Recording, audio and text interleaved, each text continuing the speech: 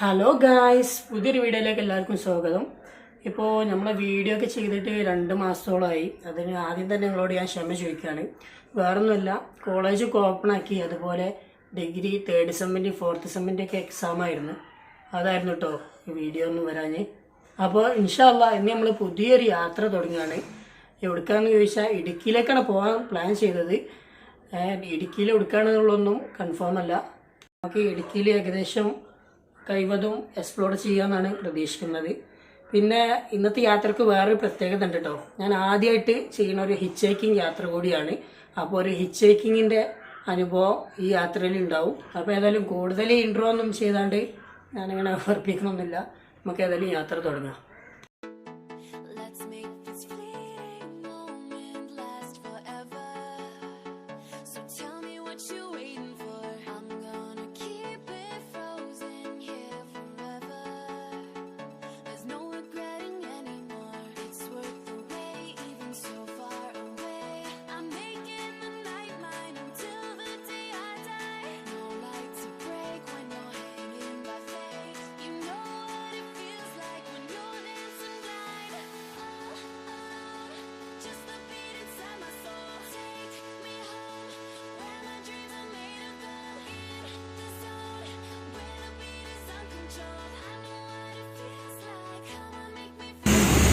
Hello friends, അങ്ങനെ നമ്മൾ വീട്ടിൽ നിന്ന് ഇറങ്ങാണ്ട് പിന്നെ വീഡിയോ ഒന്നും ചെയ്യാൻ കഴിഞ്ഞില്ല.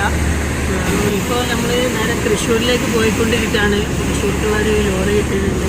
ഇതാണ് ലോറിൻ്റെ പേരൊന്നും പറയാം, ജോൺസൺ എന്നാണ് കേട്ടോ അതിൻ്റെ പേര്. മൂപ്പര് തൃശ്ശൂരുള്ളതാണ്. അപ്പോൾ നമ്മൾക്ക് ഇനി തൃശ്ശൂരിൽ നിന്ന് മതി അടുത്ത വണ്ടി നോക്കുക. അപ്പോൾ നേരെ തൃശ്ശൂർക്ക് നമുക്ക് വെറുതെ പോകാം. ഇൻഷാ അല്ലാഹ് ഇന്ന് രാത്രി തന്നെ നമുക്ക് അവിടെ എത്താനാണ് കേട്ടോ പ്രതീക്ഷിക്കുന്നത്. അതല്ലെങ്കിൽ നമുക്ക് വൈക്കൽ എവിടെയെങ്കിലും സ്റ്റേ അടിച്ചാണ്ട് നാളെ രാവിലെ പോകേണ്ടി വരും.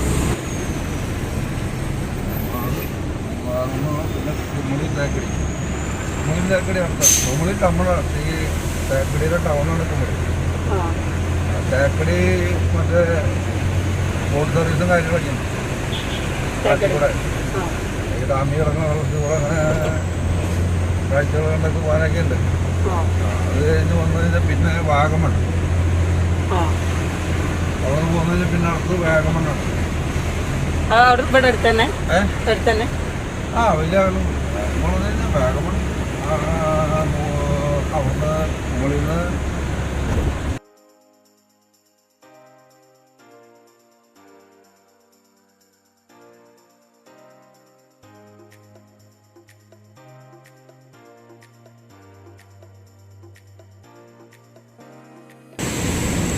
അപ്പോൾ ഫ്രണ്ട്സ്, ഇപ്പോൾ ഏകദേശം നൈറ്റ് ഈ 6:30 ടൈമാണ് കേട്ടോ.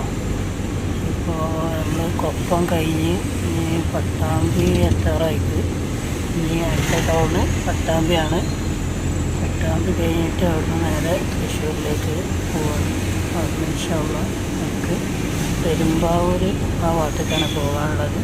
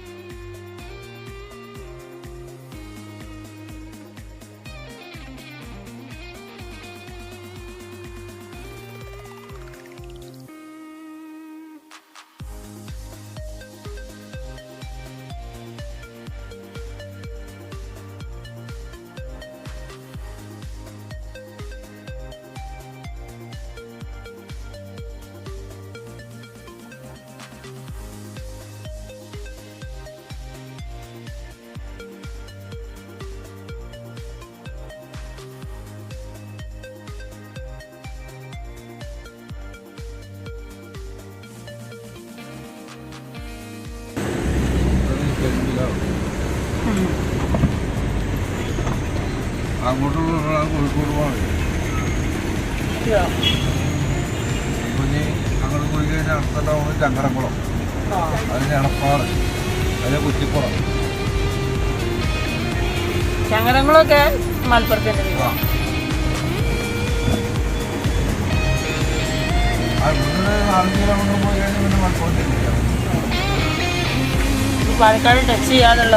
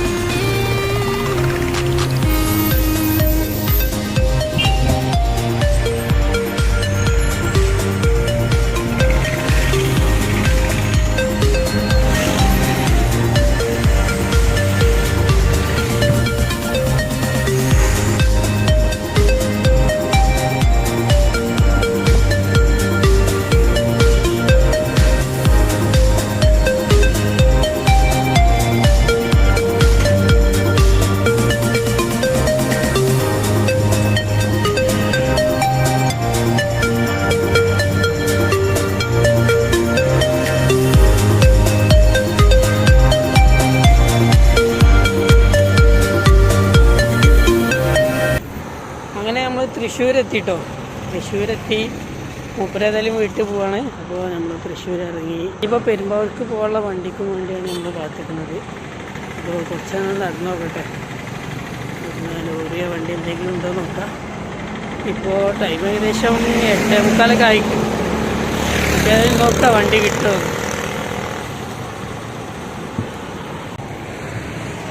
അവസാനം അങ്ങനെ 1-2 വണ്ടികളൊക്കെ അങ്ങനെ കിട്ടി. ഇപ്പോൾ ഹൈവേയിലെത്തിക്ക്. ഇനി ഇവിടുന്ന് അങ്കമാലിക്ക് വണ്ടി നോക്കണം.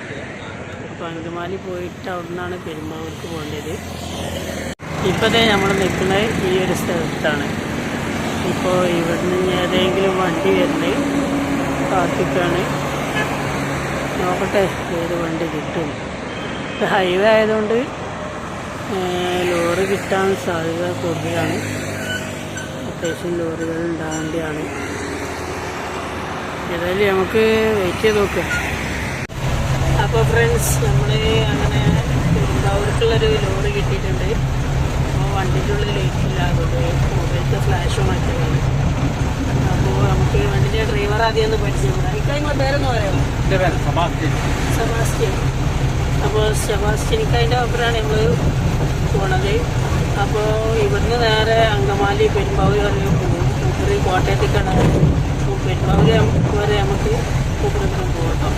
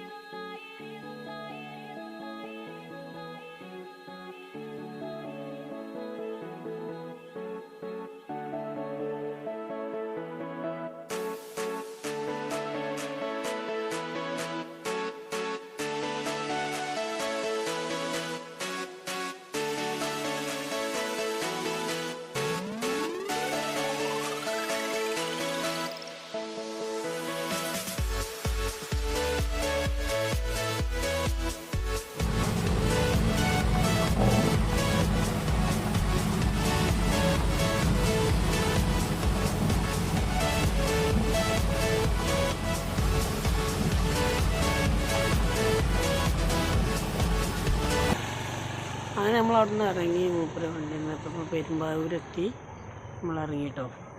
ഇപ്പോൾ നമ്മൾ പെരുമ്പാവൂർ സ്റ്റാൻഡ് പോയേക്കട്ടെ. ഇന്ന് ഇവിടെ സ്റ്റേ അടിക്കുക. കാരണം ടൈം ഏകദേശം 11:30 ആയിക്ക്. എന്നിട്ട് നാളെ രാവിലെ ഇവിടുന്ന് നേരെ മൂന്നാർക്ക് പോവാം. അതായിരിക്കും കുറച്ചുകൂടി ബെറ്റർ. അപ്പം ഇന്ന് നൈറ്റ് ഇവിടെ സ്റ്റേ അടിക്കുക. അപ്പോൾ നാളെ രാവിലെ ഇവിടുന്ന് പോവാം. നമ്മളങ്ങനെ പോയേക്കട്ടെ കേട്ടോ. പെരുമ്പാവൂരോടാണ് KSRTC സ്റ്റാൻഡിൽ നിന്ന് പറഞ്ഞിട്ട്. അപ്പോൾ അവിടെ പോയേക്കാം. അപ്പോൾ ഫ്രണ്ട്സ്, ഇന്നത്തെ വീഡിയോ നമ്മളിവിടെ വൈൻഡപ്പ് ചെയ്യുകയാണ്. ഇപ്പോൾ നമ്മളുള്ളത് പെരുമ്പാവൂരാണ്. അപ്പോൾ ഏകദേശം ടൈം 1 മണി 1:15 ഇനിയിപ്പോൾ ഇവിടുന്ന് നാളെ നമ്മൾ നേരെ മൂന്നാർ ആ ഏരിയക്കാണ്ട് പോകണം. അപ്പോൾ എനിക്ക് അവസാനമായിട്ട് പറയാനുള്ളത്, ഞാൻ പറഞ്ഞല്ലോ എൻ്റെ ആദ്യത്തെ ഹിച്ച് യാത്രയാണ്. ഈ ഒരു യാത്രയിൽ എനിക്ക് എത്രയോ കുറേ അനുഭവങ്ങൾ ഉണ്ടായിട്ടുണ്ട്. അപ്പോൾ അതൊക്കെ ഞാൻ പിന്നീട് ഒരിക്കൽ ഇങ്ങോട്ട് പറയുന്നുണ്ട്. ഇപ്പോൾ അതൊക്കെ പറയാനുള്ള ടൈമില്ല. ഞാൻ വീഡിയോയിൽ ഉൾപ്പെടുത്താത്ത പല അനുഭവങ്ങളും ഉണ്ടായിരുന്നു കേട്ടോ. ഉൾപ്പെടുത്താൻ കഴിയാത്ത വേദനയൊക്കെ പിന്നെ ഒരിക്കൽ നമുക്ക് പറയാം. അപ്പോൾ വേറെ എന്തൊക്കെയാണ്? പിന്നെ അവസാനമായിട്ട് പറയാനുള്ളത്, വീഡിയോ കണ്ട് ഇഷ്ടപ്പെട്ടാൽ ലൈക്ക് അടിക്കുക, കമൻറ്റ് ചെയ്യുക. പിന്നെ സബ്സ്ക്രൈബ് ചെയ്യാത്തവരുണ്ടെങ്കിൽ സബ്സ്ക്രൈബും ചെയ്യുക.